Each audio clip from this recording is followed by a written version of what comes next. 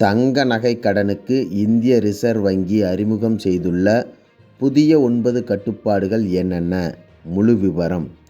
தங்க நகை அடமான கடன் குறித்து மாதம் ஏதாவது அறிவிப்பை வெளியிட்டு மக்களுக்கு அதிர்ச்சியை தந்து வருகிறது இந்திய ரிசர்வ் வங்கி.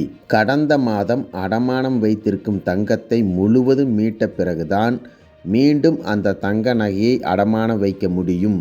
தங்க நகைகளை மீட்காமல் அப்படியே அடமான காலத்தை நீடிக்க முடியாது என்று உத்தரவிட்டிருந்தது ரிசர்வ் வங்கி.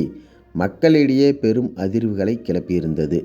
இந்த நிலையில் தங்க நகை அடமான கடனில் மீண்டும் புதிய 9 விதிகளை முன்வைத்துள்ளது இந்திய ரிசர்வ் வங்கி.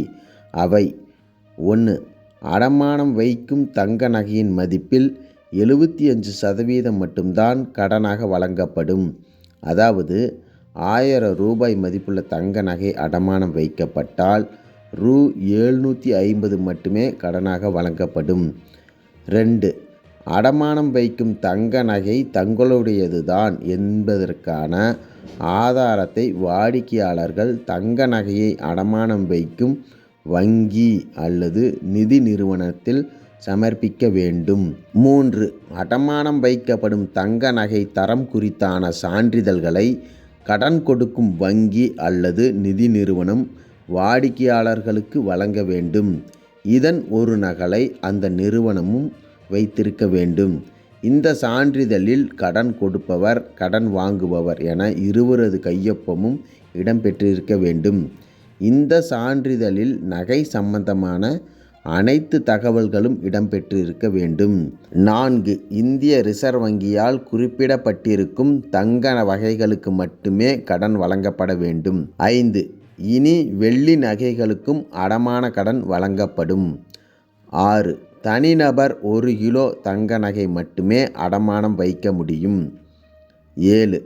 அடமானமாக பெறப்படும் தங்க நகைகளுக்கு 22 கேரட் தங்கம் அடிப்படையில்தான் கடன் வழங்கப்படும். 8. கடன் ஒப்பந்தத்தில் கடன் சம்பந்தமான அனைத்து தகவல்களும் கட்டாயம் இடம்பெற்றிருக்க வேண்டும். 9. தங்க நகை கடனை திருப்பி செலுத்திய 7 வேலை நாட்களில் வங்கி அல்லது நிதி நிறுவனம் அடகு வைக்கப்பட்ட நகைகளை திருப்பி தந்துவிட வேண்டும். தாமதிக்கும் ஒவ்வொரு நாளுக்கும் ரூ.5000 வங்கி அல்லது நிதி நிறுவனம் வாடிக்கையாளருக்கு செலுத்த வேண்டும். மேற்கண்ட 9 விதிமுறைகளை தங்க நகை அடமானம் வைப்பவர்களுக்கான விதிமுறைகளில் மாற்றம் செய்திருக்கிறது இந்திய ரிசர்வ் வங்கி.